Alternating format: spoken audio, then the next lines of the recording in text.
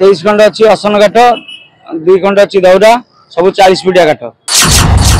आज बर्तमान द्वितीय पर्याय नयागढ़ बनखंड 25 खंड रथ काठ आसी पहुंचला।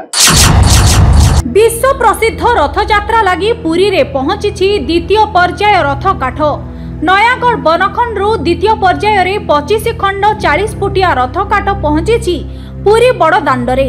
एथि मध्यरु 23टी असन और 2टी धौरा काठ रही। चलित वर्ष रथयात्रा लगी मोट 865 खंड काठ आवश्यक थिबा बेले पूर्व वर्षरु 53 खंड काठ बळी।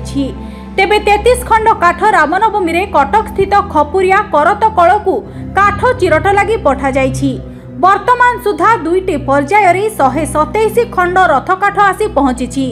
चलित वर्ष रथयात्रा लगी वन विभाग पक्षरु विभिन्न पर्याय रे पुरी को रथ काठ पठा जिवो। मोर ना होची नवीन बेहरा जगन्नाथ काठ ने आसी हम नयागढ़ बनखंड महिपुर रेंजर जगह ना होची खालमड़ा। 23 खंड अच्छी असन काठ 2 खंड अच्छी दौरा सब 40 फुटिया काठ। आज्ञा से अनुभूति तो कहले से तो देह रूम टाकुरी जाउची तो ठाकुर निहती आम पाखे अच्छी आशीर्वाद अच्छी सेवा करने ठाकुर बहुत मुझे खुशी अच्छी ठाकुर सेवा करी ना मुझे आसिले यहाँ पंचम थर आसी। आज्ञा बहुत अनुभूति ठाकुर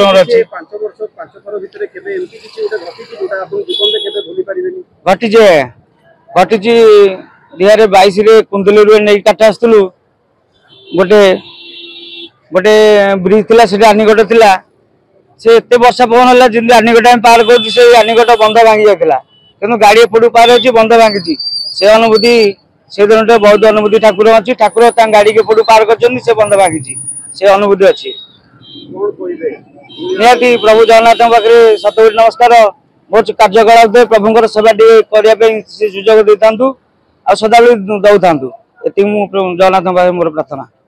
दर्शन मेका वरिष्ठ तत्वावधायक श्री जगन्नाथ मंदिर कार्यालय पुरी आज बर्तमान द्वितीय पर्याय नयागढ़ बनखंड 25 खंड रथ काठ आसी पहुंचला 40 फुटिया से 23 खंड अच्छी असन 40 फुटिया और 2 खंड धौरा 40 फुटिया आसी पहुंची। आज सुधा आमर 127 खंड रथ काठ एठार आसी पहुंचला पुरी एवं 33 खंड काठ आमर कटकल पहुंची।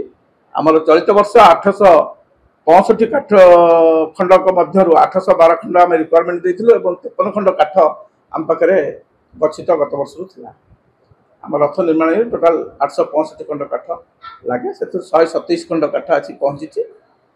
पर्यायक्रमे अन्य काठ सब आसी पहुँचवा रथगढ़ द्वितीय पर्याय नयागढ़ बनखंड द्वितीय पर्याय काठ आसी पहुंचला 25 खंड काठ। पुरी रविंद्र कुमार को रिपोर्ट मुसिका न्यूज।